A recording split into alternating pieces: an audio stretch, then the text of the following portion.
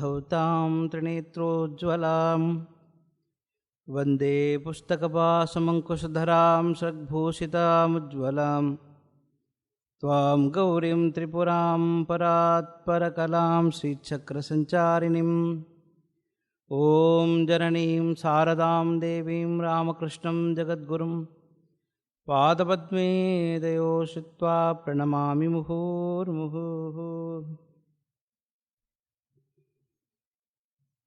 பகவான் ஸ்ரீ ராமகிருஷ்ணனுடைய துணை கொண்டு அபிராமி அந்தாதியின் 85வது பாடல். பார்க்கும் திசை தோறும் பாசாங்குசமும் பனிச்சிறை வண்டு ஆர்க்கும் புதுமலர் ஐந்தும் கரும்புமன் அல்லல் எல்லாம் தீர்க்கும் திரிபுரையாள் திருமேனியும் சிற்றிடையும் வார்க்கும் குமமுலையும் முலை மேல் முத்து மாலையுமே. காட்சி கிடைக்கின்ற பொழுது ஒரு பக்தனுக்கு இறைவனுடைய காட்சி எப்படி கிடைக்கிறது, அந்த காட்சியை அவன் எவ்வாறு புரிந்து கொள்ளுகிறான், அதை வெளிப்படுத்த முனைகிறான். ஸ்ரீராமகிருஷ்ணன் சொல்வது போல ஒரு தேனி இருக்கிறது. தேனி என்ன பண்ணும் அப்படின்னா, தன்னுடைய ஆனந்தமான ஒரு செயலை காட்டுறதுக்காக ஒரு பூவில் உட்காருகிறது. மகரந்த தேனை அது அருந்துகிறது, குடிக்கிறது, ஆனந்தமாக இருக்கிறது. அந்த ஆரம்ப கட்டத்தில் அதுக்கு என்ன பண்ணுறதுன்னு தெரியாது, அவ்வளவு ஆர்வமாக அந்த தேனை குடிக்குமா. அது அந்த தேனை குடித்த மயக்கத்தில் என்ன பண்ணும், சந்தோஷம், அதனுடைய ஆனந்தம் அதிகம் இருக்கிறது. அதுக்கு மது அப்படின்னே பேர். தேனுக்கு மது அப்படின்னு பேர். நம்ம தமிழில் மது அப்படின்னா அது போதியை கொடுக்கக்கூடிய ஒரு பொருள். ஆனால் அந்த தேன் தான் ஆனந்தத்தை தருகிறது. ஏன்னா அதுக்கு அமுதம் அப்படின்னு கூட பேர் இருக்கிறது. அது நிலைத்த போதையை தருகிறது, போதத்தை தருகிறது. இது போதையை தருகிறது. இந்த மது போதையை தருகிறது, அழிக்கிறது. அந்த மது போதத்தை தருகிறது, நமக்கு இரவாமையை தருகிறது. ரெண்டுக்கு வித்தியாசம். இரவாமையை தருகின்றது, அது போதத்தை தருகின்றது, நமக்கு ஞானத்தை தருகின்றது. இந்த தேனை அருந்துகிற பொழுது அந்த வண்டு சில நேரம் என்ன பண்ணுமா, அதனுடைய ஆனந்தத்தில் இடையில கைன்னு சொல்லுமா, இடையில கொஞ்ச நேரத்தில் ஆர்ப்பரிக்கிறது. அந்த வண்டு ஆர்ப்பரிக்கிறது, தன்னுடைய ஆனந்தத்தை டான்ஸ் ஆடுது. அப்போது இடையில எப்படி செய்கிறது, ஏன்னா தன்னுடைய ஆனந்தத்தை மற்றவர்களுக்கு சொல்லுகிறது என்று சொல்லுகிறார். பக்தர்களும் அப்படி தான் ஸ்ரீராமகிருஷ்ணன் சொல்லுகிறார். இந்த போதை, ஸ்ரீராமகிருஷ்ணன் இன்னொரு உதாரணம் சொல்லுவார். இந்த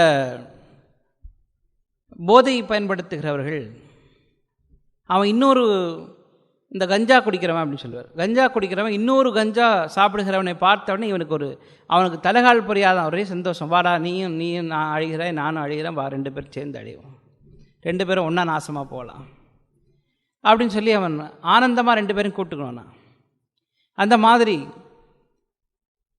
பக்தர்களுக்கு இதெல்லாம் ஒரு இந்த சைடில் இருந்தால், இந்த பக்கம் பக்தர்கள் தன்னுடைய ஆனந்தத்தை சொல்லுவதற்காக ஸ்ரீராமகிருஷ்ணனுடைய அமுதமொழிகளிலே பார்க்கிறோம்.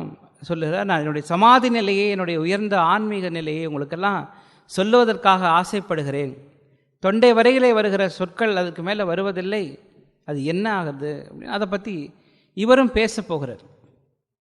சாஸ்திரங்கள் எல்லாமே, வேத சாஸ்திரங்கள் என்பது ஒருத்தருக்கு ஒருத்தர் மாறுபடக்கூடியது அல்ல. சாஸ்திரம் என்பது எல்லாமே ஒன்றுதான் என்று பெரியவர்கள் எல்லாமே நிரூபணம் செய்திருக்கிறார்கள். இவன் பேசுகிறது, இந்த அவதாரத்தில் சொல்லுவது அந்த அவதாரம் சொல்லுகிறது. மத்ஸ்யாவதாரத்தில் சொன்ன உண்மையும், அதுக்கப்புறம் ராமாவதாரத்தில் சொன்ன உண்மையும், ராமகிருஷ்ண அவதாரத்தில் சொன்ன உண்மைகளும் மாறுபாடு உள்ளவையா, புத்தாவதாரத்தில் சொன்னது மாறுபாடு உள்ளவையா அப்படின்னு கேட்கக்கூடாது. அந்த சமயாச்சாரத்தினுடைய அடிப்படையிலே அவர்களுடைய மொழி மாறுபட்டிருந்தாலும் உட்கருத்து ஒன்று தான். அந்த காலத்திலே அவர்கள் என்ன சொன்னார்கள், அப்பொழுது அந்த சமுதாயத்துக்கு தேவையான கருத்துக்களை சொல்லியிருக்கிறார்கள். மொழி மாறுபட்டிருக்கிறான், சத்தியம் மாறுபடாது, உண்மைகள் மாறுபடுவது கிடையாது.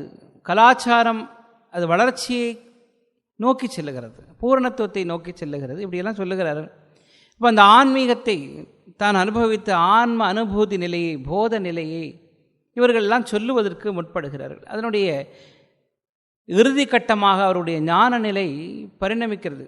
ஸ்ரீராமகிருஷ்ணர் தன்னுடைய அமுதமொழிகளில் மீண்டும் ஒரு விஷயத்தை சொல்லுவார். இது அழகாக நம்ம சிந்தித்து பார்க்க வேண்டிய ஒரு விஷயம் என்னென்னா, ஞானியானவனுடைய ஞானம்தான் உயர்ந்த நிலை, ஞானி உயர்ந்தவன் அப்படின்னு சொல்லி பகவான் தன்னுடைய கீதையில் சொல்லிவிடுகிறார்.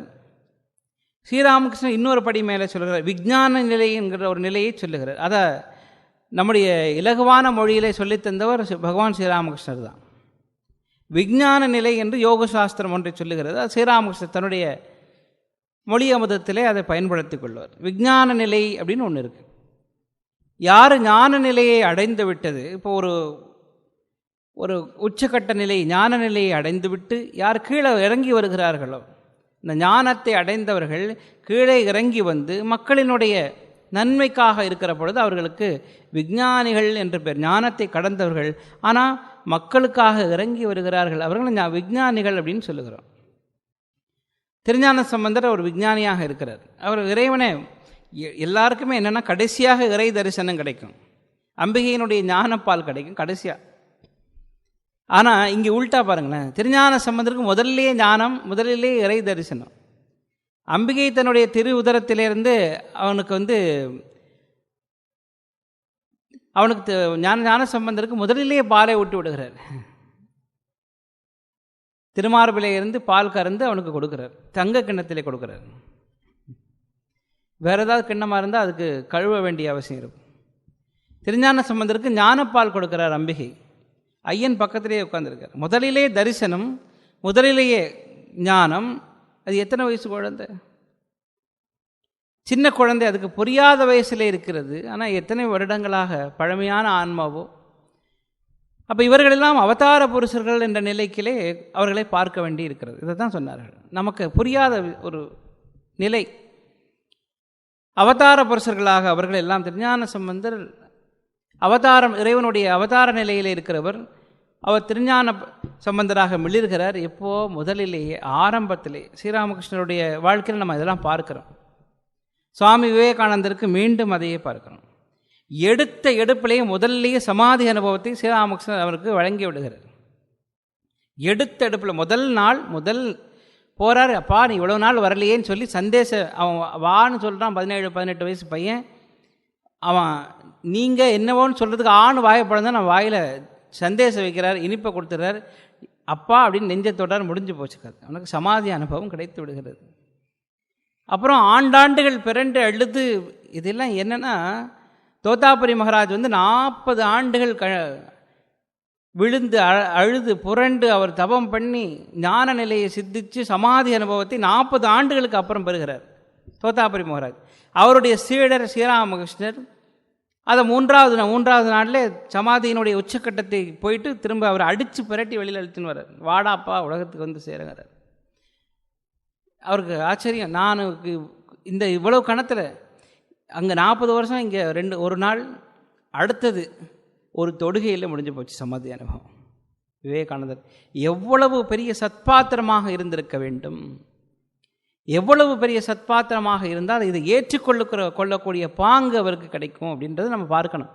சத்பாத்திரங்கள் இவர்கள் ஞானத்தை போதிக்க தகுதியுடையவர்களாக மாறுகிறார்கள்.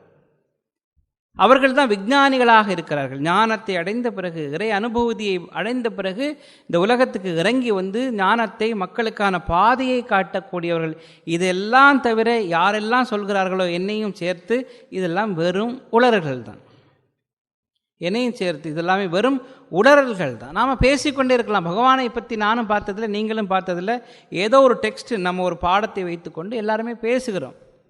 நானும் என்னை பெரியவனாக நினைத்து கொண்டு பேசலாம், நீங்களும் கேட்பதை ஒரு பெரியதாக நினைத்து கொண்டு கேட்கலாமே தவிர, அது தவிர வேறு ஒன்றும் நடக்கப் போவது கிடையாது.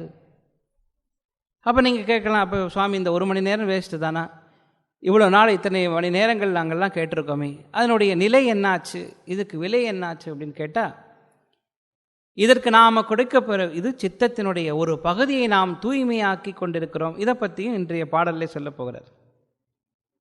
அப்போ ஒன்று விஞ்ஞான நிலை, அதை கைகூடக்கூடிய நிலை, அதை அவர்கள் உலகத்துக்கு சொல்லுகின்ற நிலை, அதற்காக அவர் கொடுத்திருக்கின்ற விலை, அவர்கள் இருக்கின்ற நிலை, அதுக்கான அவர்களுக்கு இருக்கின்ற தகுதிகள், இது எல்லாமே நம்ம பார்க்கிறோம். அப்போ இதெல்லாம் யாருக்கு கிடைக்கும்? மன தூய்மை உடையவர்கள் யாரெல்லாமோ அவர்களுக்கு எல்லாருமே இது கிடைக்கக்கூடியது தான். பெரியவர்கள் சொல்லது ஸ்ரீராமகிருஷ்ணர் சொல்லுகிறார், சுவாமி விவேகானந்தர் சொல்லுகிறார், அன்னையாரும் சொல்லுகிறார்கள், எல்லோருக்குமே இது கிடைக்கக்கூடியது தான். உனக்கு கிடைக்காது, நீ கீழ் ஜாதி, நீ படித்தவன், இப்படி நீ பணக்காரன், நீ இந்த நாட்டைச் சேர்ந்தவன், உனக்கு இது கிடைக்காது. இறைவனுடைய அனுபூதி கிடைத்தவர்கள் எல்லாருக்குமே இது கிடைக்கும். அடுத்த பாடலில் 86வது பாடல்ல யாருக்கெல்லாம் கிடைக்கணும், தகுதி யாருக்கெல்லாம் எப்படியெல்லாம் வருகிறது என்பதை அம்பிகை சொல்ல போகிறாள். அப்போது இந்த விஞ்ஞான நிலையிலே இருந்து கொண்டு இந்த பாடலை பாடுகிறார். இந்த 85வது பாடல், அவருக்கு ஞானியாக அவருக்கு ஏற்கனவே இறை தரிசனம் கிடைத்தது, ஞானத்தினுடைய எல்லைக்கே போய் விடுகிறார், அங்கே இருந்து ஒரு விஞ்ஞான நிலைக்கு இறங்கி வருகிறார். 85வது பாடலில் தான் அவர் சாதாரண நிலைக்கு வந்து அம்பிகை எல்லா இடத்துலையுமே பார்க்கிற விஷயத்தை சொல்லுகிறார். விஞ்ஞான நிலை என்பது அவதார புருஷர்கள், மகான்கள் இந்த உயிர்கள் மீது, உலகத்தின் மீது வைத்திருக்கின்ற கருணையின் காரணமாக இறங்கி வந்து சொல்லுகிற விஷயம். பார்க்கும் திசைதுரம் ஒரு இடத்திலே அம்பிகையை பார்த்தவர், ஒரு உருவத்திலே அம்பிகையை வர்ணனை செய்தவர், இறைவனோடு கூடியவளாக அம்பிகையை சொன்னவர், இறைவனுக்கும் மேலான தலைவியாக அம்பிகையை சொன்னவர். இப்போ என்ன பண்ணுகிறார்? பார்க்கும் முதல்லாம் பாசாங்குசம் தரித்தவளாக திரிபுரையாக அம்பிகையை லலிதாம்பிகையாக சொன்னவர். இப்போ என்ன சொல்லுகிறார்? இந்த 85வது பாடல் அவருக்கு விஞ்ஞான நிலை கைகூடியதன் பிறகு பார்க்கும் திசை தோறும் பாசாங்குசமும் பனி சிறை வண்டு ஆர்க்கும் பொது மலர் ஐந்தும் கரும்பும் இது எல்லாவற்றையுமே பார்க்கிறார். என் அல்லலெல்லாம் தீர்க்கும் திரிபுரையாள் திருமேனியும் சிற்றடையும் வார் குங்கும முலையும் முலை மேல் முத்து மாலையுமே, இந்த உலகத்தை எல்லாம் பார்க்கிறார். அம்பிகையை கண்டவர்களுக்கு பார்க்கிற இடமெல்லாமே அவருக்கு, இப்போ இந்த ஒரு சுகர் பேஷண்ட்டுன்னு வச்சுக்கோங்களேன், நல்ல சுகர், நல்ல 400 சுகர் இருக்கிறவனுக்கு டாக்டர் பயமுறுத்திடுவார், ஏற்கனவே 3 டேப்லெட் 2 இன்ஜெக்ஷன் போட்டுருவான். அவனுக்கு சாப்பிட போகிற பொழுது ஐயோ இதை சாப்பிட்டா சுகர் இருக்குமே, இதில் இவ்வளோ சுகர் இருக்கும், அதில் அவ்வளோ சுகர் இருக்கும், அப்பளத்தில் கூட சுகர் இருக்குமா, தண்ணியில் சுகர் இருக்குமாப்பா அப்படின்னு கேட்குறது. எல்லாவற்றிலையுமே அது இருக்குமா, இது என்னுடைய சுகரை கூட்டிடுமா, என்னுடைய குளுக்கோஸ் அளவு அதிகரித்திடுமா, எல்லாவற்றையும் பார்க்கும்போதெல்லாம் ஐயோ கொலஸ்ட்ரால் உள்ளவனுக்கு எல்லாமே பயமாக இருக்கும், இதில் கொஞ்சம் கொலஸ்ட்ரால் இருக்குமே, இதுக்காக நான் நடக்கணுமே, இதுக்காக எக்ஸ்ட்ரா டேப்லெட் போடணுமேன்னு நமக்கெல்லாம் ஞாபகம். நான் எதுக்காக சொல்கிறேன்னா, இதுக்கும் அதுக்கும் ஒப்பீடு செய்யக்கூடாது, இருந்தாலும் எது நமக்கு தெரியுமோ அதை தான் பேசணும். நமக்கு தெரிந்த விஷயத்தை சொன்னால் தானே ஞாபகம் வரும் இல்லையா? நம்ம போயிட்டு வேதாந்தத்தினுடைய உச்சக்கட்டத்தை பற்றி பேசுகிறவர்கள் இதை சாதாரண விஷயத்தை ஒப்பீடு செய்யலாமா அப்படின்னு கேட்டால் அது சாஸ்திர விரோதம்தான். இருந்தாலும் கூட நமக்கு தெரியாத ஒரு விஷயத்தை தெரிந்த ஒரு விஷயத்தோடு வைத்து பார்ப்பதுங்கிற ஒரு விதிவிலக்கு இருக்கிறது. அந்த நிலையில் நாம் இதை வச்சு பார்த்தோம்னா நமக்கு புரியும். ஒரு சின்ன குழந்தை நம்ம வீட்டில் இருந்து காணோம், விளையாட போனோம் காணோம், 1 மணி நேரம் தேடியாச்சு, அவன் வரவில்லை. அப்போ நம்ம என்ன செய்கிறோம்? ஒவ்வொரு இடத்துலையும் அந்த திரை விலகுற பொழுது பார்ப்போம், இங்கே இருக்கிறானோ பையன், அந்த அங்கே ஒரு சத்தம் கேட்கும், சைக்கிள் சத்தம் கேட்கும், நம்ம பையன் தான் வந்துட்டானோ. ஒவ்வொரு விஷயமும் நமக்கு பையன் வந்துட்டானா ஞாபகப்படுத்துவது போல ஏதாவது ஒரு பொருள் உங்கள் வீட்டில் காணாமல் போய்விட்டால் என்ன செய்வோம்? அது தலகாணிக்கு கீழே இருக்குமோ, டாய்லெட்டில் வச்சுட்டனோ, குளிக்கும்போது கீழே விழுந்திருக்குமோ, சமயக்கட்டில் இருக்குமோ, குப்பையில் போயிடுத்தோ, யாராவது பால்காரன் எடுத்துன்னு போயிட்டானோ, இப்படி எல்லாம் ஞாபகப்படுத்துவது போல ஒவ்வொரு விஷயத்திலுமே அதை நாம் நுழைத்து பார்க்கிறோம். இது ஞானிகளுக்கு என்ன, இது நுழைத்து பார்க்க வேண்டிய அவசியம் அது இல்லை. அதை அவர்கள் மேல் வைத்து திணித்து பார்க்க வேண்டிய ஒரு அவசியமும் அவர்களுக்கு இல்லை. ஏன்னா அது தெளிவாக பார்க்கிறார்கள். அப்போ இல்லாத ஒரு பொருளை பார்க்க முடியாது. இருக்கிற பொருள் எல்லாவற்றிலும் தன்னை அவனுக்கு காட்டுகிறது, அவன் உணரும்படியாக செய்கிறது. பார்க்கிறான் அப்படின்னா என்ன? அந்த பொருள் அவனுக்கு காட்டுகிறது, நான் இங்கே எல்லாத்திலுமே இருக்கிறேன்ப்பா. நீ பார்க்கிற அந்த உருவத்தில் காமாட்சியாக நான் இல்லை, மீனாட்சியாக நான் இல்லை, எல்லாம் இருந்த விராட் ஒரு புருஷனாக, விராட் ரூபமாக அம்பிகை அவனுக்கு காட்சியை தருகிறார். இப்போ இந்த விராட் தரிசனம் இதுக்கு அப்படின்னு பேர். பகவத்கீதையில் அதை பற்றி விரிவாக சொல்லுகிறார். எல்லா இடமும் பார்க்கும் திசைதரும் உன்னுடைய தலைகள், உன்னுடைய கைகள், உன்னுடைய அக்னி ஜுவாலை இருக்கின்ற முகங்கள், இதெல்லாமே பார்க்கிறோமா இல்லையா? விராட் தரிசனத்தை அங்கே காட்டுகிறார். இறைவன் அங்கே காட்டுகிறார், அர்ஜுனனுக்கு காட்டுகிறார், கர்ணனுக்கு காட்டுகிறார், பீஷ்மருக்கு தெரிகிறது. இதெல்லாம் இவர்களெல்லாம் பெரிய மகான்கள், இவர்களெல்லாம் மகா ஞானியர்கள். இந்த 3 பேர் எடுத்து பாருங்களேன், கர்ணனையும் சரி, அர்ஜுனன் எல்லாமே மகா ஞானியர்களாக இருக்கிறார்கள். பக்தி செய்ததாக தெரியவில்லை. இறைவனோடு ஒன்றுபட்ட மகா ஞானிகளாக இருக்கிறார்கள். இவனுக்கு இறைவனுக்கு பாருங்கள், அந்த 3 பேரை எடுத்து பாருங்கள். கர்ணன் இறைவன் மீது சரணாகதி கொண்டவன். அர்ஜுனன் இறைவனை தோழமையாக பார்க்கக்கூடியவன். அங்கே பீஷ்மர் இந்த குழந்தை கண்ணனை ஆரம்பத்திலேருந்தே தெரியும், பிறக்கிறதுக்கு முதலே தெரியும் பகவான் இங்கே பிறக்க போகிறான், நான் சாக போகிறேன், அது விஷயம் அவருக்கு அப்போவே தெரியும். மகா ஞானி அவர். இவர்கள் எல்லாருக்குமே தெரிந்த இவரை எந்த கேட்டகரியில் இருக்கிறார்னு எனக்கு தெரியவில்லை. நம்ம பார்க்குறோம் எவ்வளோ மகா பக்தராக இருக்கிறார். நம்முடைய பட்டர் அபிராமி பட்டர் ஒரு பெரிய மகா ஞானியாக இருக்கிறார். இந்த பக்கத்திலே அம்பிகை உபாசனையினுடைய பக்தியினுடைய எல்லைக்கு போகிறார். அவருக்கும் விராட் தரிசனம் கிடைக்கிறது. பார்க்கும் திசை தரும் பாசாங்குஷமும் தெரிகிறது. நம்ம பாசாங்குஷத்தை பற்றி நிறையவே படிச்சிருக்கோம். ஆகவே இங்கே பாசாங்குஷத்தை பார்க்கிற பாசம் அங்குஷம் இது எல்லா இடத்துலையுமே பார்க்கிறார். பனிச்சிறை வண்டு ஆர்க்கும் புதுமலர் 5 கரும்பு வில்லை பற்றி நம்ம பேசியிருக்கோம். ஏற்கனவே கரும்பு வில்லை பற்றி நான் ஒரு 10 பாடலையாவது இதை பற்றி நம்ம பேசியிருக்கோம். ஆகவே நான் இதை அங்கே விட்டு விடுகிறேன். இதெல்லாமே அம்பிகையினுடைய பாசம் அங்குசமாகிய ஆயுதங்களை பார்க்கிறார், கரும்பு வில்லை பார்க்கிறார், 5 மலர்களை பார்க்கிறார்.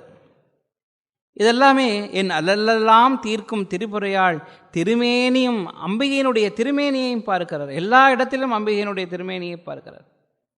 அவரை சொன்னது எல்லாமே பித்தர் என்று சொன்னது காரணமே எல்லா பெண்களுடைய பாதங்கள்லையும் அவர் பூக்களை மலர்களை இட்டு வணங்குவார். தாயே அபிராமின்னு வழங்குவாராம்.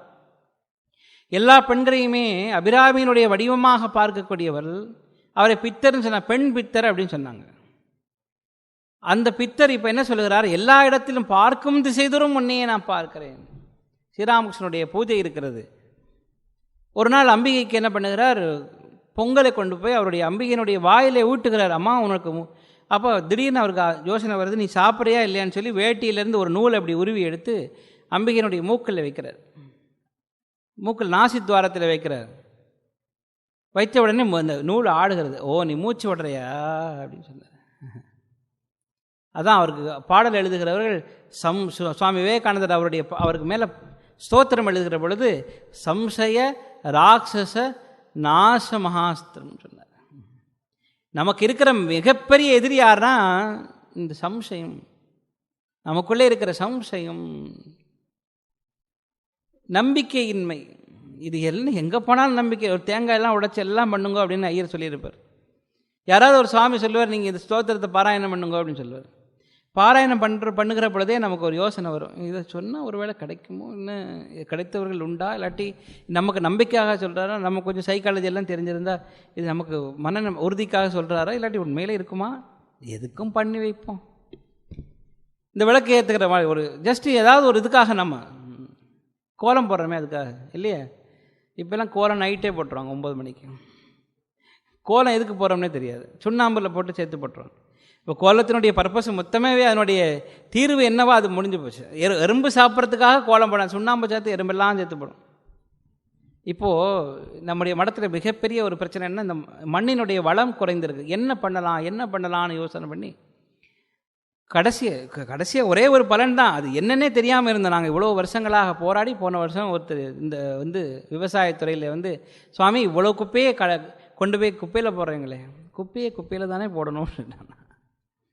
அந்த குப்பையெல்லாம் இங்கே மக்குகிற குப்பையெல்லாம் இங்கேயே புதைச்சி வச்சிடலாமே. அப்போ 7க்கு 7 அடி குழி தோண்டி எல்லா குப்பைகளையும் மக்கி இருக்கிற குப்பைகளெல்லாம் புதைச்சோம். இப்படியே 20 குழிகள் வெட்டி புதைச்சதுக்கப்புறம் 8 மாதம் கழித்து அதை திறந்து பார்த்தா உள்ளே அவ்வளவும் வைரத்துக்கு ஈடான உரம் கிடைத்திருக்கிறது.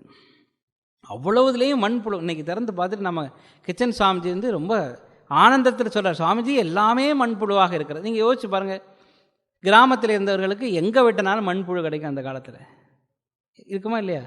இப்போ மண்புழுவை கண்டு ஆனந்த கூத்தாட வேண்டிய அந்த மண்புழு இல்லாமல் மண்ணே செத்து போச்சு. நமக்கு இலகுவாக கிடைக்கிற விஷயமெல்லாம் நமக்கு தெரியாது.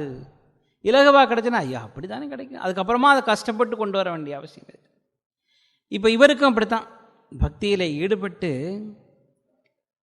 தன்னுடைய நம்பிக்கை எல்லாவற்றையும் பலப்படுத்தி கொண்டு வருகிறார். ஸ்ரீராமகிருஷ்ணனுடைய சம்சய ராட்சச எப்படி அவருடைய சம்சய ராட்சச அவனை நாசம் பண்ணுகிறார். அவர் பூஜை பண்ணுகிற விதம் எப்படி இருந்தது? முதல்ல அம்பிகைக்கு பூஜை பண்ணார். அந்த பூஜையில் அம்பிகை இருக்கிறாள், அந்த உருவத்தில் அம்பிகை இருக்கிறார், சின்மய ரூபிணியாக இருக்கிறார். மிருண்மய ரூபிணியாக அல்ல. மிருண்மயம்னா மண்ணால் செய்யப்பட்டது, கல்லால் செய்யப்பட்ட மிருண்மயம் கிடையாது. அம்பிகை சின்மய ரூபிணியாக உணர்வு நிலையிலே இருக்கிறாள். அவள் உணர்வு பூர்வமாக ஏற்றுக்கொள்ளுகிறார் அப்படின்னு சொல்லுறார். நமக்கு பார்த்தா தெரியலை. அடுத்த பூஜை என்ன பண்ணார்? இது முதலாவது பூஜை, முதலாவது கட்ட பூஜை. என்ன பண்ணார்? வெறும் மந்திரத்தை சொன்னார். ரெண்டாவது பூஜை அம்பிகைக்கு ஊற்றுவதற்காக சொன்னார். மூன்றாவதாக ஒரு பூஜை நடந்தது. அங்கே மந்திரம் சொல்லும் போதே, பட் மந்திரம் சொல்கிறதுக்கு முன்னாடி அம்பிகை ஆசனத்தில் உட்காந்துருந்தாலாம். இஹாகச்செல்லாம் சொல்ல வேண்டாம். பட் மந்திரம் சொல்கிறதுக்கு முன்னாடியே அம்பிகை சாதத்தில் கையை பிடிச்சிட்டார். தாயே கொஞ்சம் பொறு, இன்னும் அடுத்த மந்திரமெல்லாம் நிறைய இருக்குது, இதெல்லாம் சொல்லி முடிக்கிறதுக்கு முன்னே அவசரப்பட்டா எப்படி? நான் தான் சொல்லுவேனே, பிராணாய சுவாகா அப்பானாய சுவாகெல்லாம் சொல்ல போகிறேன், அதுக்கு முன்னாடி நீ இப்படி பண்ணால் எப்படி தாயே? இது உனக்கே நல்லா இருக்கா? மந்திரம் சொல்லாமல் சாப்பிடலாம் அப்படின்னா, பசிக்குதுரா சாப்பிட போகிறேன்னு அம்பிகை கையை வைக்கிறேன். கொஞ்சம் பொறு தாயேன்னு சொல்லி, நானே உனக்கு ஊட்டி வரேன், கவலைப்படாது, இந்த மந்திரத்தெல்லாம் சொல்லி முடிச்சிடறேன், இதான் பெரியவங்க சொல்லி கொடுத்துருக்கிறார்கள். மந்திரத்தை சொல்லி அம்பிகைக்கு ஊட்டி விடுகிறாராம் இவர். இது மூன்றாவது கட்டத்தில். நாலாவது ஒரு நாள், இன்னொரு நாள் என்னாச்சு, ஒரு பெரிய பூனை அந்த பக்கமாக நடந்து போய்கொண்டு, அம்பிகையே தாயே நீ பூனை வடிவத்தில் இன்றைக்கு வந்திருக்காருன்னு பூனைக்கு சாப்பாடு ஓட்டுறார். அங்கே பார்த்தவனுக்கெல்லாம் தெரிஞ்சது, ஆஹா பட்டாச்சாரியர் முதல் நாள் இந்த சிலைக்கிட்ட போய் மூக்கில் நூலை வைக்கும் போதே எனக்கு தெரியும் இவர் கொஞ்சம் ஒரு நட்டு கடந்திருந்தது. ரெண்டாவது நாள் யாரையோ பிடிச்சின்னு அங்கேயே சாப்பாடு ஊட்டும் போது ரெண்டாவது நட்டு கலண்டது தெரியும். இன்றைக்கி பூனைக்கு ஊட்டும் போது எனக்கு மூணாவது நட்டும் கலண்டு போச்சுன்னு தெரிஞ்சிருக்கிறான். அவன் ஒரு பெரிய மெக்கானிக்ஸ். நான்காவதாக என்ன பண்ணுகிறார்? எல்லா இடமுமே அடுத்த நாள் விராட்டு பூஜை, அடுத்த நாள் பூ எடுக்கிறார். எங்கே போடுறது? அம்பிகையினுடைய பாதத்திலே போட வேணுமா? கந்தம் சமர்ப்பயாமின்னு இந்த கந்தத்தை எங்கே போடுறது? அம்பிகையினுடைய பாதம் அங்கே இருந்தால் தானே போட முடியும். அம்பிகையினுடைய பாதம் ஒரு இடத்துல இருந்தால் பரவாயில்ல, எல்லா பக்தர்களுடைய இதயத்திலையும் இருக்கிறது, எல்லாருடைய சிரசிலையும் இருக்கிறது, எல்லா இடமும் பாதமாக இருக்கிறது. அம்பிகை இல்லாத இடம் எங்கே இருக்கிறது? சந்தனத்தை அள்ளினார், அப்படி கையால் வாரி தெளித்தார். அவன் அங்கே வெளியில் இருந்தவன் பிரசாதகம் யோசித்தான், இவருக்கு மொத்த நட்டும் கழண்டு போச்சான். பூக்களை வாரி அப்படி தெரிக்கிறார், மேலே அப்படி விட்டார், இந்த பக்கம் வீசினார், அந்த பக்கம். ஏன்னா எங்கேயும் எல்லா இடத்துலையும் அம்பிகை இருக்கிறார், எங்கேயாவது அம்பிகையின் மேல் படாமல் போய்விடக்கூடாது, எல்லா இடமும் தெரிகிற, எல்லா இடமும் போ. மந்திரத்தை சொல்லி எங்கே அவர் தியானம் பண்ணுவது? எங்கே? அம்பிகை எல்லா இடமும் இருக்கிறாளே, அவள் எங்கே தியானம் பண்ணுவது? இதுக்கு தான் இந்த விராட் தரிசனத்தை பெற்றவர்கள். ஸ்ரீராமகிருஷ்ணனுடைய வாழ்க்கையை நம்ம படிக்கிற பொழுது இந்த பாடலினுடைய அர்த்தம் முழுமையாக அவருடைய வாழ்க்கையில் நம்ம பார்க்கிறோம். இதனுடைய முழு வடிவாக அங்கே நம்ம பார்க்கிறோம். அதனால் இந்த விதமான நமக்கு சம்சயம் வர வேண்டாம். நமக்கு இறைவன் இருக்கிறானா இல்லையாங்கிறது மட்டும்தான் சம்சயம்.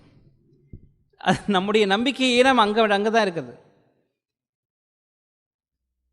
பார்க்கும் திசை தோறும் பாசாங்குசமும் பனிச்சிறை வண்டு ஆர்க்கும் புதுமலரைந்தும், அந்த வண்டுகள் மொய்க்கிற அந்த 5 மலர்களும் கரும்பும் என் அல்லெல்லாம் தீர்க்கும் திரும்புரையாள் திருமேனியும், அவருடைய திருமேனியும் சிற்றடையும்.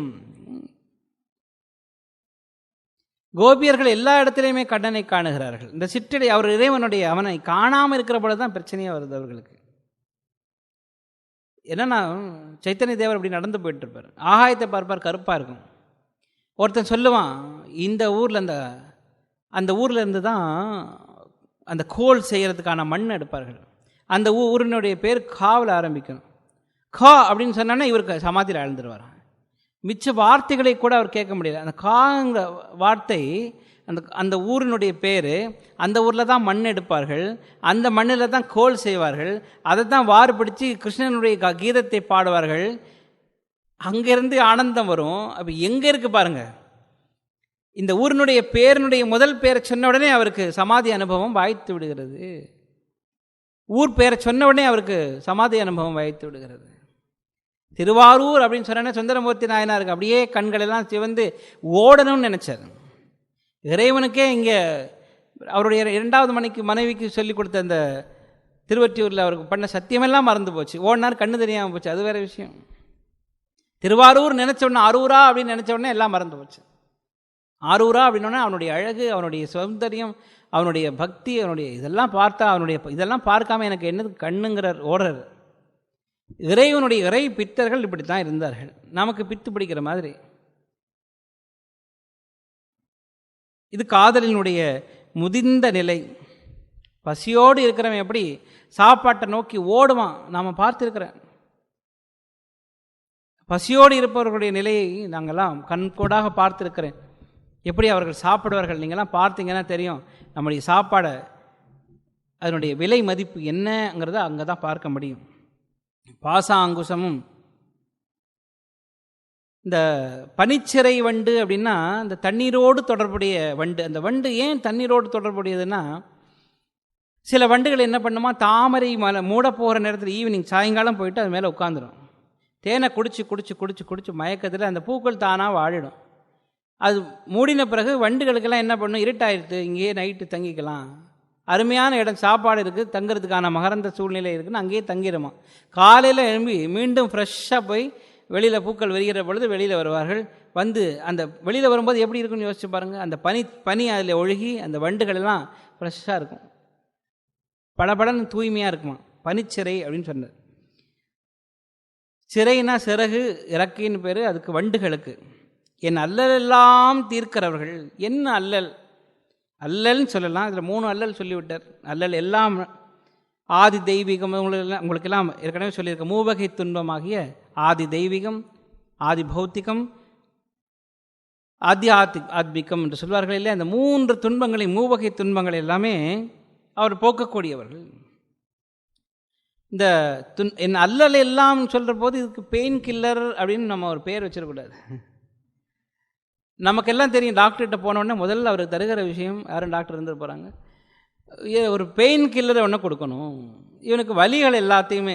இந்த டாக்டர் சூப்பர், அவர் இன்ஜெக்ஷன் போட்டார், என்னுடைய கால் வலி அத்தனையும் அன்னைக்கே தீர்ந்து போச்சு, என்னுடைய அல்லல் எல்லாம் போச்சு அப்படின்னா அடுத்த நாள் அந்த 4 மணி நேரத்தில் இன்ஜெக்ஷன் வேலை நிறுத்தினதுக்கு அப்புறமா தெரியும் மீண்டும் வலி ஆரம்பித்தது. அல்லல் எல்லாம் தீர்த்தல் அப்படின்னா என்னென்னா முற்றிலுமாக தீர்த்தல், அதற்கு ஒரு வடிகால் சமைத்தல், அதை ஏற்றுக்கொள்ளுகிற மனப்பாங்கினை நமக்கு தருதல் அப்படின்னு பேர். அதனால தான் அகத்தியருக்கு துயர் தீர்த்தவர் நம்முடைய அம்பிகை இருக்கிறார். எங்கே? தீர்த்தபாலீஸ்வரர் கோயிலில், திருவள்ளிக்கேணியில் இந்த பக்கத்தில் பார்க்குறோம். தீர்த்தபாலீஸ்வரர் கோயிலில் அம்பிகைக்கு பேர் திரிபுர சுந்தரி அப்படின்னு பேர். மயிலாப்பூரில், இது திருவள்ளிக்கேணியா மயிலாப்பூருடைய எல்லையில் இருக்கிறார் தீர்த்தபாலீஸ்வரர் கோயில். அங்கே துயர் தீர்க்கிறாள் அம்பிகை, திரிபுர சுந்தரின்னு பேர். அங்கே அகத்தியருக்கு துயர் தீர்க்கிறாள், அவருக்கு திரிபுர சுந்தரின்னு பேர். துயர் தீர்ப்பவளுக்கு. அதனால தான் இங்கே இந்த பேரை சொல்லுகிறார், என் அல்லலெல்லாம் தீர்க்கும் திரிபுரையாள் அப்படின்னு பேர். எல்லா திரிபுர சுந்தரியும் என்ன பண்ணுவாள், நம்முடைய துயர்களை தீர்க்கிறவராக இருக்கிறாள். இந்த திரிபுர சுந்தரியினுடைய அடுத்த வடிவம் நம்ம எங்கே பார்க்கிறோம்? நம்முடைய சங்கராச்சாரியனுடைய ஸ்தாபித்த மடங்களிலே திரிபுர சுந்தரியை சாரதியாக பிரதிஷ்டை பண்ணியிருக்கிறார். இப்போ அங்கேயும் திரிபுர சுந்தரியாக நம்ம அம்பிகையை பார்க்கிறோம். திருமேனியும் சிற்றிடையும் வார் குங்கும முலையும் முத்து மாலையுமே இந்த தியானத்தில் பண்ணுகிறார். இதுக்கு மகாவித்யை அப்படின்னு பேர். இந்த தியானத்துக்கு மகாவித்யை அப்படின்னு பேர். அம்பிகையை தியானம் பண்ணக்கூடிய இந்த செயலுக்கு மகாவித்யை அப்படின்னு பேர். இந்த தியானத்தில் வார் குங்கும முலையும் சிவந்த அம்பிகையினுடைய சிவந்த திருமார்பை பற்றி பேசுகிறார். இது ஞானத்தினுடைய வடிவாக, ஞானத்தினுடைய உச்சகட்டமாக பேசுகிறார். அந்த திருமார்பின் மேலே திருமுலை மேல் முத்து மாலையுமே என்று சொல்லுகிறார். ஸ்ரீராமகிருஷ்ணனுடைய தத்துவத்தை இங்கே கொஞ்சம் நுழைச்சி பார்த்தா தான் தெரியும். ஞானமும் பக்தியும் இரண்டும் ஒன்றாக செல்லக்கூடியது அப்படின்னு சொல்லுகிறார். பக்தியினுடைய உயர்ந்த நிலை, பக்தி முதிர்கின்ற பொழுது ஞானம் பிறக்கிறது அப்படின்னு சொல்லுகிறார். பக்தியினுடைய முதிர்ச்சியும் ஞானத்தில் தான் கொண்டே விடுகிறது. எல்லா இடமும் பக்தியை ஒரு இடத்திலே பார்த்தோம். அதுதான் மாலை என்பது, ஜபமாலை அக்ஷமாலை என்பது பக்தியை சொல்லுகிறது, அறிவை சொல்லுகிறது. அம்பிகையினுடைய திருமார்பு ஞானத்தை சொல்லுகிறது. இரண்டையுமே வெளிப்படையாக தெரிவது பக்தி, தெரியாமல் மறைந்து இருக்கக்கூடியது ஞானம். இந்த பக்தியினுடைய உயர்ந்த ஞானம், பக்தியிலே உயர்ந்த நிலை ஞானமாக தெரிகிறது. இதுக்கெல்லாம் பேர் கண்டுபிடித்து மாற்றி மாற்றி ஞானம்னா ஞானவாதிகள் அது தனியாக, இந்த பக்கம் பக்தினா பக்தி தனியாக, இதெல்லாம் எப்படி தனியாக இருக்கலாம் முடியாது. யோக மார்க்கம் அது தனியாக, இப்படி எல்லாமே நாம் பிரித்து வைத்து விட முடியாது. அதிலே அவர்களுக்கு இருக்கக்கூடிய இப்போ ஞான மார்க்கம் என்று பழகக்கூடியவர்கள் அதில் என்ன விசாரம் பண்ணுகிறார்கள், இது அல்ல இது அல்ல இது அல்லன்னு. நேத்திங்கிற மார்க்கம் ஸ்ரீராம சொன்னால் இத்தி இத்தி அப்படின்னு ஒரு மார்க்கம் இருக்குது, பக்தி மார்க்கம்னு பேர். இதி இதுதான் இதுதான் இதுதான், இதுவும் அம்பாள் தான், இதுவும் அம்பாள் தான், இதுவும் அம்பாள் தான், இதுவும் இறைவன் தான், எதையும் இறைவன் தான். அதை தான் இந்த பாடல் முழுக்கும் சொல்லுகிறது. இதி மார்க்கம், இதுவும் தான். நேத்தின்னு சொல்லி நாம் கஷ்டப்பட தேவையில்லை. இது இங்கே அம்பாள் இருக்கிறாள், இங்கேயும் இருக்கிறாள், இதுலையும் தூணிலும் இருப்பான், திரும்பிலும் இருப்பான், இறைவன் இருக்கிறான். அதை பார்த்து இந்த பாடலில் பாடிவிடுகிறார். அடுத்தது 86வது பாடல். இப்போ இந்த எல்லா இடத்துலையுமே இந்த பார்த்த இறைவன் மாலையன் தேட மறை தேடவானவர் தேட நின்ற காலையும் சூடக கையையும் கொண்டு கதித்த கப்பு வேலை வெங்காலனின் மேல் விடும் போது வெளினில் கண்டாய் பாலையும் தேனையும் பாகையும் போலும் பணிமொழியே. இறைவனை நம்முடைய அதிகாரத்தினாலே வென்றுவிட முடியாது.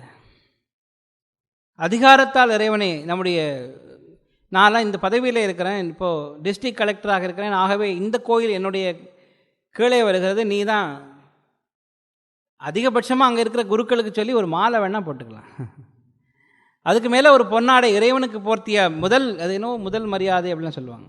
அந்த முதல் மரியாதையை வேணால் நீ வாங்கிக்கலாம். பழைய மாலை அது நாளைக்கு குப்பைக்கு போகிறது உங்கள் கழுத்தில் இருக்குது, அவ்வளோதான். அந்த துணியை வேணால் வாங்கி போட்டுக்கலாம் கழுத்தில், இல்லாட்டி தலையில் கட்டிக்கலாம். உனக்காக நான் அதை பார்க்கும் பொழுது சில இடங்கள்லாம் முதல் மரியாதைன்னு சொல்லி அடிச்சுட்டே போகும்போது ஒரு ஆடு ஞாபகத்துக்கு வர்றது உண்டு. இந்த கருப்பசாமி கோயிலுக்கு முன்னாடி ஆட்டை ஒரு துணியெல்லாம் கட்டி மாலையெல்லாம் போட்டு அந்த ஆடும் ஜம்முன்னு போகும். அதெல்லாம் கொட்டெல்லாம் கொட்டி அழைச்சின்னு போவாங்க. அந்த ஆடு ஜம்முன்னு போகும். பார்த்தியா, மற்ற ஆட்டையெல்லாம் பார்த்து சொல்லும், பார்த்துக்கோ எப்படி போகிறோம், ராஜா மாதிரி போகிறேன் அப்படின்னா. அது 2 நிமிஷம் கழித்து அந்த ராஜாத்துவம் என்ன ஆகும்னு தெரியுமா? கருப்பசாமி அதை வழி கொண்டு விடுவார். அது வேற விஷயம். இந்த மனிதர்களெல்லாம் பார்க்கிற பொழுது இந்த 2 நிமிஷத்துக்காக அந்த துணியை வாங்குவதற்காக அவர்கள் படுகிற பாடு இருக்கு பாருங்க. அந்த கபாலீஸ்வரரை பிரட்டி வெளியில் வச்சிருவாங்க. அவரே யோசிச்சு பார்ப்பார், இந்த திருவிழா எதுக்கடா கொண்டு வரீங்கன்னா. அவருடைய கஷ்டத்துக்கு எல்லை இல்லை. அப்போ அவருடைய செல்வத்தினாலே இறைவனை வாங்கி விடலாம் என்று நினைக்கிறாங்க. அந்த சிலையை வேணா அதையும் பண்ணிட்டுறாங்க. சிலையெல்லாம் வாங்கிட்டு போயிட்டு மற்ற நாட்டில் கொண்டு வைக்கிறாங்க. அப்போ நான் நினச்சது உண்டு சின்ன பிள்ளையாக இருக்கும்போது, இதில் என்ன தப்பு இருக்குது? இங்கே இருக்கிற இறைவனை பாவம் அவருக்கு கடல் கடந்து எங்கேயும் போக முடியாது. இவன் தெரியாமல் திருட்டுத்தனமாக கப்பலில் கொண்டு போய் அங்கு இறைவனை ஸ்தாபனம் பண்ணுகிறான். இந்த இறைவனுக்கு போகிறதுக்கு வழி கிடையாது. யோசிச்சு பாருங்க. அவன் அது சிலை திருட்டு கிடையாது அப்படின்னு நான் சின்ன வயசில் நினச்சது உண்டு. இந்த சிலையை அங்கே கொண்டு போய் அமெரிக்காவில் வைக்கிறனால எம்பெருமான் அந்த அமெரிக்கர்களின் நீச்சர்களாக இருக்கக்கூடியவர்களையும் பார்த்து ஆசீர்வாதம் பண்ணுகிறதா இங்கேருந்து போகிறார் அப்படின்னு நினைக்கிறது உண்டு. அது ஒரு முட்டாள்தனம் தான். அது அவர்களுக்கு அதுக்காக வாங்குகிறது என்ன? இறைவனை கொண்டு செல்வதற்காக அவர்கள் பாடுபடுத்தியிருக்கிறார்கள். அப்படின்னா இறைவனுக்கு அதுக்காக காசு வாங்கி கொள்கிறார்கள். நாமும் இறைவனை வெளியிலே அனுப்புவதற்காக இந்த உலகத்தை உள்ளே அனுப்புகிறோம். சிலையை விற்கிறோம், இறைவனை விற்கிறோம். உள்ளே இருக்கிற இறைவனை அவன் சிலை வடிவில் இல்லைங்க, சின்மயமாக உள்ளே இருக்கிறான், அவனை விற்கிறோம். எதுக்காக? பெயருக்காக, பணத்துக்காக, புகழுக்காக, எல்லாவற்றிற்காக விற்று விட்டு திரும்பவும் தேடுகிறோம். ஒரு அர்ச்சகர் மூலமாக, ஒரு பூஜாரி மூலமாக, குறி சொல்வோன் மூலமாக. அப்போ அவனுக்கெல்லாம் இதெல்லாம் அவனை கால் கழுவுறதுக்கு 10,000 ரூபாய் ஒரு கோயிலில் நான் கேள்விப்பட்டேன். நீங்களும் கால் கழுவுறையிலான்னு கேட்டாங்க. என்ன கேட்டாங்க? நான் சொன்னேன், என்கிட்ட 15 ரூபா தான் இருக்குது, அதுக்கு கழுவ முடியுமா அப்படின்னு. 10,000 உண்டியலுக்கு போடுறதுக்கே பணம் என்கிட்ட கிடையாது. இதில் நீ 10,000 கொடுத்து காலை கழுவி என்ன ஆக போகிறேன்னு தெரியல. சாப்பிட்றதுக்கே பணம் இல்லைப்பா, நான் ஒரு பிச்சைக்காரன், மடத்தில் ஏதோ தருகிறார்கள், நிரந்தர பிச்சைக்காரர்கள், அக்மா முத்திரை கொத்தப்பட்ட பிச்சைக்காரர்கள், துறவியர்கள். அந்த விஷயம் கூட அவனுக்கு புரியல, அது வேற விஷயம். இது எல்லாமே இருக்கிற பொழுது சரி, புகழ் இருக்கிறது, பெயர் இருக்கிறது, ஏதோ ஒன்று சித்துக்களின் மூலமாக இறைவனை அடைந்து முடியுமா? அதுவும் முடியாது. பெயர், புகழ், பணம், சித்துக்கள் எதெல்லாம் வைத்து நாமளே இறைவனாக ஆகிவிட்டோம் அப்படின்னு நினைத்தாலும் கூட ஆக முடியாது. நாமளே இறைவன் அப்படின்னு வேஷம் போட்டாலும் வேஷதாரிகள் என்று சொல்லுவார்களே தவிர இறைவனை அடைந்தவர்களாக சொல்லப்பட மாட்டார்கள். ஏன்னா அவன் இறைவனை அடைந்தவர்கள் இறைவனுடைய திருநாமத்தை ஒரே ஒரு முறை கேட்டவன் அவனுடைய மனநிலை மாறிவிடுகிறது, அவனுடைய சிந்தனை மாறிவிடுகிறது. எப்படி அதெல்லாம்? ஏன்னா இறைவன் எளிமையானவன். தேவி பாகவதத்திலே சத்தியவிரத உபாக்கியானம் அப்படின்னு சொல்லி ஒரு பகுதி வருகிறது. அங்கே சத்தியவிரதன் ஒரு ஏழை மாடு மேய்க்கிற சிறுவன் தந்தை இல்லாதவன். அந்த பையன் காட்டில் போகிறான், அம்பிகையை உபாசனை பண்ணணும்னு நினைக்கிறான். நான் யாரிடம் கேட்பது, குருமார்கள் கிடைக்கவில்லையே. ரொம்ப நாள் தேடினதுக்கு அப்புறமா ஒரு பன்றியை, காட்டு பன்றியை பார்க்குறான். யாராவது ஒரு வார்த்தை பேசினா தானே அதை வச்சு அவனுக்கு பல நாட்கள், பல ஆண்டுகள் ஆகிவிட்டது, யாரையுமே அவன் பார்க்க முடியல. யாரை பார்த்து அந்த மந்திரத்தை கற்றுக்கொள்வதுன்னு சொல்லி தேடுறான். ஒரு காட்டு பன்றி வருகிறது. ஒரு காட்டு பன்றி வருகிறது. ஹூங் அப்படின்னு ஒரு சத்தத்தை வைக்கிறது. ஹோய் அப்படின்னு சத்தம் கொடுக்கறது. அந்த சத்தத்தை கேட்ட உடனே அவனுக்கு காதில், அவன் படிக்காதவன் தானே, அவனுக்கு கேட்டது ஐ அப்படின்னு கேட்டது. ஆஹா, இதுதான் மந்திரம் போல இருக்கு. அவன் அந்த ஐ ஐ ஐன்னு சொல்ல ஆரம்பித்தான். நம்ம இங்கிலீஷ் ஐ வேற, இந்த ஐ சொன்னா நாசமாக போயிடும். இந்த ஐ தான் நம்முடைய அழிவுக்கு காரணம். அது ஐ ஐன்னு அவன் சொல்கிறான். அந்த ஐன்னு சொன்னது அவனுக்கு தெரியாது. அதுதான் மந்திரம் போல் இருக்கிறதுன்னு சொல்கிறான். அது ஐம்னு தெரியாதா, கிளீம்னு தெரியாது, ஐன்னு சொல்ல ஆரம்பிக்கிறான். கொஞ்ச நாளைக்கு அப்புறம் அவனுடைய மந்திரத்திலே கட்டுப்பட்டு திரிபுர சுந்தரி பகவதி அவனுக்கு காட்சி தருகிறாள். மந்திரமும் அது மந்திரமான அவனுக்கு தெரியாது. இது சொன்னால் பகவதி அம்பாள் காட்சி தருவாராலாம் அவனுக்கு தெரியாது. இது எப்படி சொல்ல வேண்டும் அதுவும் தெரியாது. நியமம் கிடையாது, ஆச்சாரம் கிடையாது. ஆனால் அவனிடத்திலே உண்மையான ஏக்கம் இருந்தது, உண்மை இருந்தது, தூய்மை இருந்தது. இந்த உண்மை இருந்தது, தூய்மை இருந்தது, ஏக்கம் இருந்தது. அம்பிகை அவனுக்கு காட்சி கொடுத்தாள். இங்கே வேண்டியது அவ்வளோதான்.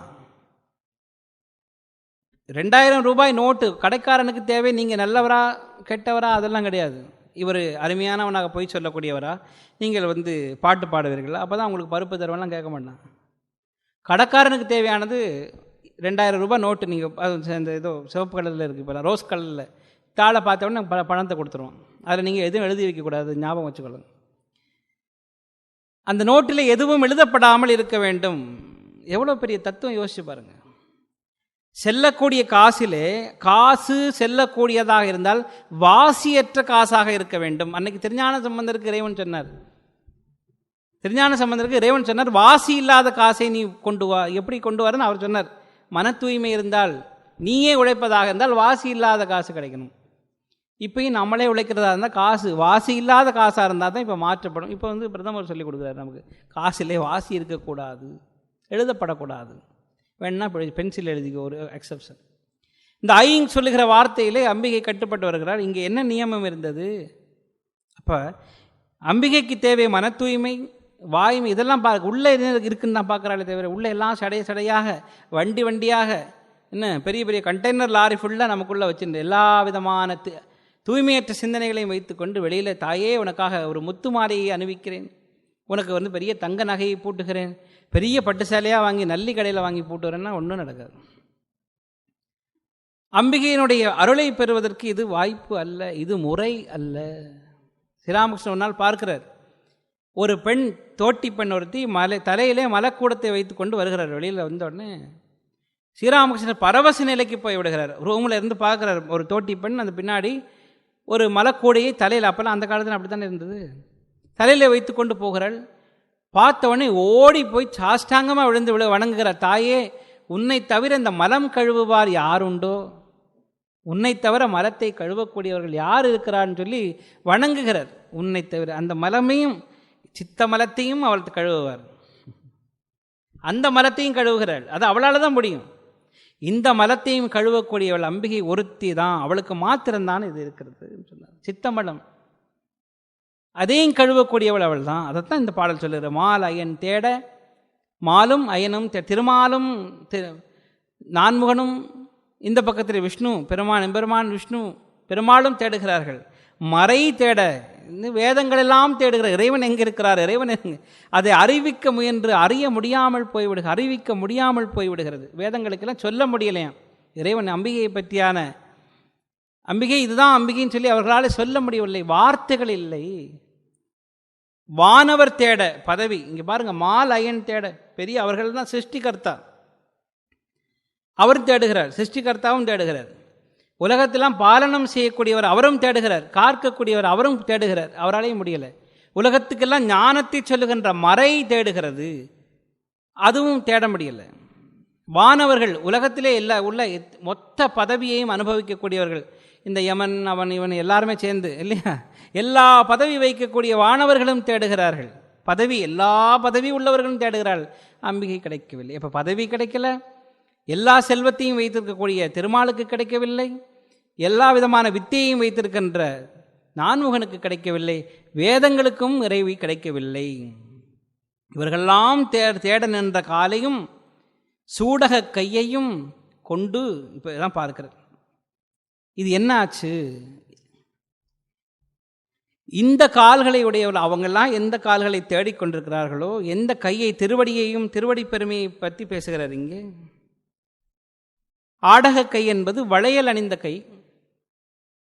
அப்போ இந்த சூடக காலையும் சூடக கையும் வளைகள் அணிந்த கையையும் நான் வரம் வேண்டும், அபயம் வேண்டும், திருவடி பேறு வேண்டும், வரம் வேண்டும், அபயம் வேண்டும், திருவடி பேறு வேண்டும். இதுதான் கேட்பாங்க பக்தர்கள் எல்லாம் கேட்கிறது. இப்போ மால் தேடினார், அயன் தேடினார், வேதங்கள் தேடியது, வானவர்கள் தேடினார்கள். எதுக்கு? இந்த திருவடி பேற்றையும் வரத்தையும் தேடினார்கள். அவர்களுக்கெல்லாம் கிடைக்கவில்லை. அந்த காலையும் சூடக கையையும் கொண்டு இதெல்லாம் கொண்டு என்ன பண்ணணும் அப்படின்னு சொல்ல போகிற. அடுத்தது இந்த எல்லாருக்கும் இருக்கிற ஒரே ஒரு பயம் என்ன? நமக்கெல்லாம் சாவு வந்துடும், இறப்பு வந்துவிடும் அப்படின்னு சொன்னால் எல்லாரும் பயந்துடும். ஐயோ இதுக்கு ஒரு இன்ஜெக்ஷன் இல்லையா அப்படின்னு கேட்போம். யமனுக்கு ஒரு இன்ஜெக்ஷன் கண்டுபிடிச்சா பரவாயில்ல, நல்லாயிருக்கும். யமன் வருகிற பொழுது அந்த இன்ஜெக்ஷன் போடலாம். அதுக்கெல்லாம் நமக்கு இருக்கு இல்லையா? அதுக்கு தான் அந்த ஏதோ ஒரு இந்த 2-3 டியூப்லாம் உள்ள சொருகி உயிர் காக்கும் கருவி அப்படின்னு சொல்லி 1 லட்ச ரூபா வாங்கிடுவாங்க ஒரு நாளைக்கு. யமன் வராமல் தடுப்பதற்கு நல்ல ஹாஸ்பிட்டலில் 1.5 லட்ச ரூபா நமக்கு ஆக. 2 நாள் சேர்ந்திங்கன்னா 3 லட்ச ரூபா ஆச்சு. 10 நாள் இருந்தால் சொத்தை எழுதி கொடுத்துட வேண்டியதுதான். அதோடு நம்ம 11ஆவது நாள் சொத்து முடிஞ்சுதா அப்படின்னு டாக்டர் கேட்பார். முடிஞ்சுது அப்படின்னு சொன்னால் வயிறை வெளியில் எடுத்துடுவா, நீங்கள் போய் சேர வேண்டியதுதான். யமனுக்கு அந்த காலையும் அந்த வரம் தருகின்ற கையையும் அபயம் தரக்கூடிய கரங்களையும் திருவடிப்பேறு தருகின்ற தன்னுடைய பாதங்களையும் இவர்கள் எல்லாம் தேடினார்கள், கிடைக்கவில்லை. அதனால தான் அம்பிகைக்கு மிருத்யு மதனி அப்படின்னு பேர். சர்வ மிருத்யு நிவாரிணி அம்பிகைக்கு பேர். எல்லா விதமான, அது என்ன சர்வ மிருத்யு அப்படின்னா எல்லா விதமான இறப்புகளையும் தடுக்கக்கூடியவர்கள். இறந்து வாழ்ந்து கொண்டிருக்கிறோம். எதுக்கு? இறந்தும் வாழ்கிறோம். 2 இருக்குது.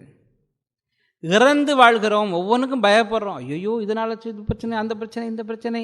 1000 முறை ஒரு முறை இறைவனை மறந்தாலும் நினைக்காமல் விட்டாலும் அது இறப்பு தான். இப்படியெல்லாம் இறந்து வாழ்கிறோம். அத்தகைய இவன் வருகின்ற பொழுது என்ன செய்யணும்? வேலை கதித்த கப்பு வேலை, ரொம்ப பயங்கரமான அந்த திரிசூலத்தை அவன் கொண்டு வந்து விடுவானா நம்ம மேலே. வெங்காலன் என்மேல் விடுகின்ற பொழுது அந்த கொடிய காலன் எல்லாத்துலேயுமே ஒரு வார்த்தையை சொல்லுவார், வெங்காலன் கொடுங்காலன். அந்த காலன் மாத்திரம் சொல்ல மாட்டார். நமக்கு பாவம் இந்த யமதர்மன் மாதிரி திட்டு வாங்கிறது யாருமே கிடையாது. மொத்தமாக 2 பேர் இந்த கிரகங்களிலே ரொம்ப அதிகமாக திட்டு வாங்கிறது 2 பேர் தான். சனி அப்படின்னு சொல்லுவோம். 2வது கொடுங்காலன், வெங்காலன், சிறங்காலன், அவங்காலன், இவன் காலன்.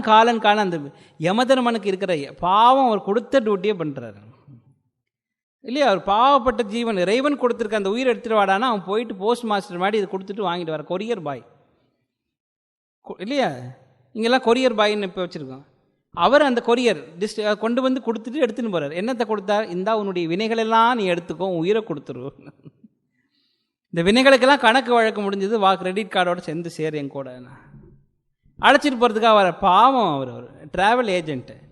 அவரை போய் நம்ம எல்லாம் திட்டுறது, சனீஸ்வரனையும் திட்டு பாவம். 2 பேரும் படாத பாடு நம்மக்கிட்ட எல்லாம். 1000 சகஸ்ரநாமங்கள் விஷ்ணு பெருமானுக்கு மாத்திரம் இல்லை, சனீஸ்வரனுக்கும் இந்த யமனுக்கும் உண்டு. திட்டாதவர்களே கிடையாது. ஏன்னா கொடுங்காலன் வெங்காலன் என்ன இறைவனுடைய. இவர்களெல்லாம் ஏன் இப்போ இவர் கூட அவருக்கு சொல்லணுமா அப்படின்னு நான் நினச்சி பார்த்ததுண்டு. அவர்கள் ஏன் சொல்லுகிறார்கள்னா, அம்பிகையினுடைய திருநாம சொல்லி நல்லா ஆனந்தமாக இருக்கிறவனை இவன் திடீர்னு அழைச்சிட்டு போயிடுவானா. சொல்லுகிற பொழுதே சொல்லாமல் இருக்கிற பொழுது அழைச்சிட்டு போயிடுவானேன்னு பயப்படுற. அவ்வளோதான். நம்மெல்லாம் சொல்கிறதுக்கு நினைவு வராதான்னு நினைப்போம். அவர் சொல்லுகிற பொழுது நீ அழைச்சிட்டு போ அப்படிங்கிறதுக்காக அவனை திட்டுகிறார். அத்தகைய என்மேல் விடும்போது வெளியினில் கண்டாய், நீ வெளியில் நின்றுக்கோ அப்படின்னு கண்டார். ஒரு அருமையான ஒரு வார்த்தை நம்ம இங்கே பார்க்கணும். நீ என்ன பிரச்சனை அப்படின்னா, அம்பிகைக்கு ஒரு இவனை மார்க்கண்டேயனை காப்பாற்றுவதற்காக அம்பிகை இறைவன் எட்டி உதைக்கிறார் இல்லையா? எந்த காலில் உதைக்கிறார்? இடது காலினாலே உதைக்கிறார். வலது காலினாலே, அவருடைய இடது காலினால், இடது பாதத்தினாலே அவனுக்கு யமனை உதைக்கிறார். அது யாருடைய பாதம்? அம்பிகையினுடைய பாதம். அப்போ யார் உதைத்தார்கள்? அம்பிகை உதைத்தாள். இவருக்கு பயம் என்னன்னா, இவருக்கு அம்பிகைக்கு இந்த சிரமத்தை நான் கொடுத்து விடுவேனோ அப்படின்னா, நீ வெளியில் கண்டாய், அவனை அழைச்சிட்டு போகும்போது நீ வெளியில் நெல், என் கூடவே எனக்கு வழிகாட்டியாக செல்ல. அவன் அழைச்சிட்டு போகிறது அவனுடைய பாவம். அவன் பார்சல் டெலிவரி பண்ணுறான், என்ன ஒரு ட்ராவல் ஏஜென்ட், அவனை போய் நம்ம ஒன்றும் சொல்லிடக்கூடாது. ஏற்கனவே வாங்கியிருக்கான் அவங்ககிட்ட, இதே ஊரில் திருக்கடவுரில் வாங்கிறது, எனக்காக இன்னொரு முறை அவன் வாங்க வேண்டாம், பாவம் விட்டுரு, அதனால் வெளியில் நில்லு. வெளி நில் கண்டாய், எனக்கு வெளியிலே நிற்காதே அப்படின்னு அர்த்தம். உள்ளே நில்லு. வெளிநில் கண்டாய் தாயே, பாலையும் தேனையும் பாகையும் போலும் பனிமொழியே அப்படின்னு சொல்லி, இதெல்லாம் அம்பிகைக்கு ஒரு அவருடைய எப்படி பாலையும், பால் எப்படி வரும்? கறந்தால் வருவது பால் இல்லையா? கறந்தால் வருகின்ற பால் கடைந்தால் ஏற்றம் பெறுகிறது. கறந்தால் வருகின்ற பால் கடைந்தால் ஏற்றம் பெறுகிறது. அது உள்ளே இருக்கிறதெல்லாம் கடைஞ்சாதான் வரும். கறந்து எடுக்க வேண்டும், எங்கே இருக்குன்னு தெரியாது. பசுவில் எங்கே பால் இருக்குன்னு உங்களுக்கு தெரியாது, ஆனால் கறந்தா வரும். எங்கே கறக்கணும்னு நமக்கெல்லாம் தெரிஞ்சிருக்கணும் இல்லையா? சின்ன வயசில் நம்ம கேட்போம், ஏம்மா அங்கே போய் தடவி மடியில் போய் இவ்வளோ கஷ்டப்படும், இவ்வளோ பெரிய வால் இருக்குதே, கொம்பு இருக்குது, ஏன் அப்படின்னு. எங்கே கறக்க வேண்டும் என்பது நமக்கு தெரிஞ்சிருக்கணும். இரண்டாவதாக அதை சரியான முறையில் பதப்படுத்தி நெய் பிரித்து எடுத்துக்கணும். இப்போ எல்லாம் மெஷின் வந்துருச்சு, பாலை உள்ளே விட்டு எடுத்தால் நெய் தனியாக வந்துடுது. அந்த இன்னும் வெண்ணெய் ஏடுகள்லாம் வந்துடுது, பிரித்து எடுத்துரு. அப்புறம் சக்கையாக ஒன்று மில்க் பேக்கெட் அப்படின்னு சொல்லி வாங்கி குடிக்கிறோம். அதில் ஒன்றுமே இருக்காது, வெள்ளை நீர், அதை வாங்கி குடிக்கிறோம் இல்லையா? இப்போ அதில் டோன்டு மில்க் அப்படிலாம் சொல்கிறோம். அது என்ன எதுக்கு குடிக்கிறோம் நமக்கும் தெரியாது, ஒரு திருப்திக்காக குடிக்கிறோம், அது வேறு. அந்த பாலை அழுந்துகிறோம். ஆவின், அதனால் பெரியவர்கள் பாடுகிற சொன்னார்கள்னா, ஆவினுக்கு அருங்கலம் அரணம் அஞ்சாடுதல் என்று, அரண் அஞ்சு ஆடுதல். இந்த பஞ்சகவியத்தை இறைவனுக்கு கொடுக்கிறது. ஆவினுக்கு அருங்கலம் இந்த பஞ்சகவியத்தை இறைவனுக்காக கொடுப்பது. அதில் பஞ்சகவியத்திலே முதன்மையானது பால். பால் கறந்தால் வருவது. இப்போ பக்தியும் மாத்திரம் ஒரே நாளில் வரப்போவதில்லை, கறந்தால் தான் வரக்கூடியது. கரத்தல் அப்படின்னு பேர். சாதாரணமாக அது வர முடியாது. அம்பிகையின் இடத்துல நாம் சிறப்படைத்தால், சரணடைகிற பொழுது இது கிடைக்கக்கூடிய. அடுத்தது தேன். தேன் அப்படின்னாலே அமிர்தம் அப்படின்னு பேர். இதுக்கு நோயை தீர்ப்பது, இரவாமையை தருவது. தேனுக்கு எப்படி தேன் கிடைக்கும்? நமக்கு சேகரித்தால் கிடைக்கக்கூடியது தேன். அப்போ அம்பிகையை பற்றியான விஷயங்களை, இறைவனை பற்றிய ஞானத்தை தேடி தேடி கற்றுக்கொள்ளுகிறது. பாலை போன்றவள் கறந்தால் கிடைப்பாள், கடைந்தால் அவர் சிறப்பு பெறுவாள் நமக்குள்ளே. தேன் சேகரித்தால் அவளை நமக்கு நோய் தீர்க்கக்கூடியவராக இருப்பாள். பாகு அப்படின்னா சேர்ப்பது. பாகுலாம் உங்களுக்கு தெரியும் இல்லையா? பாகு காய்ச்சறது. எல்லா விதமான ஸ்வீட்டுக்கும் பாகு காய்ச்ச வேண்டியிருக்கு. இந்த காய்ச்சினால் தான் என்ன கிடைக்கும்? கொட்டும். பாலை காய்ச்சினால்தான் அது. அதுக்கு மேலே நீங்கள் அரிசி மாவு போட்டால் அது ஒரு என்ன இது அதிரசம் கிடைக்குமா? எல்லா உருண்டைகள் எல்லாம் கிடைக்கும். எல்லாமே நமக்கு சாப்பிட்றது தெரியுது. இதெல்லாம் நமக்கு தெரிந்த ஒரே பெரிய ஸ்வீட்டு நாங்கள்லாம் பண்ணது பொரியை கலப்பது. பாகு காய்ச்சி அதில் பொரியை கொட்டி கலருன்னா அதுக்கப்புறம் உருண்டையாக ஆக்கி வச்சா அது பொரி உருண்டை. பாகு பொரியே ஒன்றாக இறுக்கி சேர்த்து பிடிச்சிரும். அந்த எதுக்குமே அடங்காத அந்த பொரி இந்த பாகிலே சேர்க்கிறது. இதுக்கு பேர் தான் யோகம் அப்படின்னு பேர். அம்பிகை நம்மோடு நம்மை சேர்த்து கொள்ளக்கூடியவள், அணைக்கக்கூடியவள். அதுக்கான பாகாக அவர்கள் இருக்கிறார். தேனாக இருக்கிறாள். பாகாக இருக்கிறாள்னா தன்னை சேர்ப்பிக்கக்கூடியவள், யோகமாக இருக்கிறாள். தேனுங்கிறது நமக்கு சேகரித்தால் கிடைக்கக்கூடியது, அதுதான் ஞானம். பால் என்பது புனிதமானது, நம்மை தூய்மையாக்குகிறது. இப்போ மீண்டும் பாருங்கள், பால் என்பது தூய்மையை தருகிறது. அந்த மன தூய்மையினாலே நமக்கு ஞானம் சித்திக்கிறது. இந்த ஞானத்தினாலே ஒருவன் இறைவனோடு இறைவன் ஒன்றரை இரண்டர கலக்கிறான், ஒன்றாக இருக்கிறான், இறைவனோடு ஒன்றாக சேர்ந்து விடுகிறான். இதுதான் பக்தி. மானம் எல்லாத்தையுமே மாலயன் தேட மறை தேட வானவர் தேடன் என்ற காலையும் சூடக கையையும் கொண்டு, இந்த கை இறைவன் தேடனான், திருமால் தேடனான், பிரம்மன் தேடனான், அவன் தேடனான், மறைகள் தேடினது, வானவர்கள் எல்லாம் தேடினார்கள். அவர்களெல்லாம் தேடின அந்த கால்களை கொண்டு வந்து அந்த கையினாலே அப்படி கோபத்தோடு யமன் என்னை நோக்கி வருகிற பொழுது, நீ வெளியில் நெல்லு, எப்படி உன்னுடைய பாலையும் தேனையும் பாகையும் போன்றவளே, பக்தியும் ஞானமும் யோகமும் கொண்டவளே, இறைவனோடு என்னை சேர்ப்பிப்பவளே அப்படின்னு சொல்லி அம்பிகையை அவர் பாடுகிறார். இந்த பாடல்கள் எல்லாமே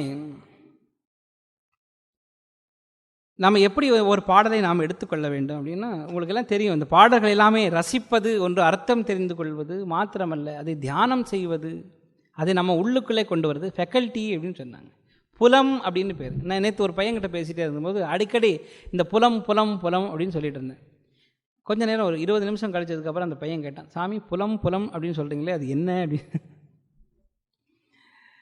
புலம் என்பது நமக்குள்ளே இருக்கின்ற ஒரு விரிவான ஒரு அறிவு தேடுதல். இது ஒரு இடத்துல நம்ம அதை அடிக்கிறோம், இங்கேருந்து ஆரம்பிப்பதற்கான ஒரு தேடுதல். நம்ம யூனிவர்சிட்டிக்கெல்லாம் புலம் அப்படின்னு தான் பேர் இல்லையா, விஞ்ஞான புலம் இப்படியெல்லாம் சொல்லுகிறோம். விஞ்ஞான பீடம் அப்படின்னு பேர். அதுக்குள்ளே நம்ம போய் தேடுகிறோம், விஞ்ஞானத்தை பற்றி ஒரு ஆராய்ச்சியை, ஒரு தேடுதலையே ஆரம்பிக்கிறோம்.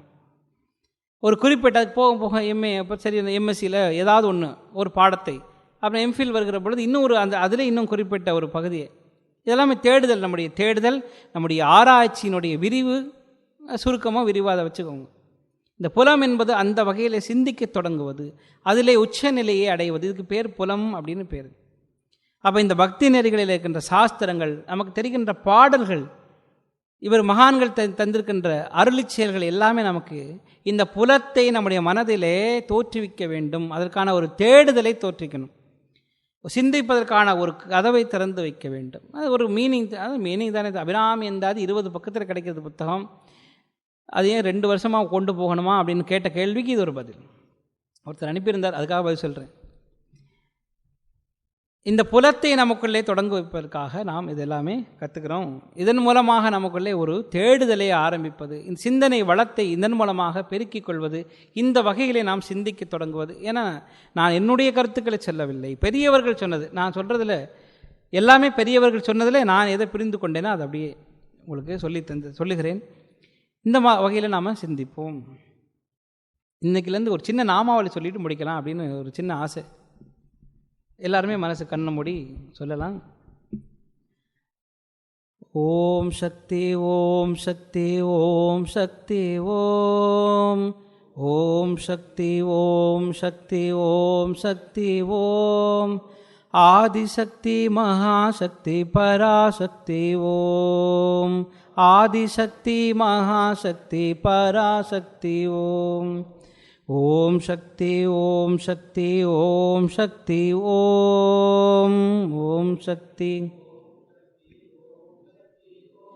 ஆதிசக்தி மகாசக்தி பராசக்தி ஓம், ஓம் சக்தி ஓம் சக்தி ஓம் சக்தி ஓம், ஓம் சக்தி ஓம் சக்தி ஆதிசக்தி மகாசக்தி பராசக்தி ஓம், ஆதிசக்தி பராசக்தி ஓம். ஓம் சாந்தி சாந்தி சாந்தி. ஹரி ஓம் தத்சத். ஸ்ரீராமகிருஷ்ணார்ப்பணமஸ்து.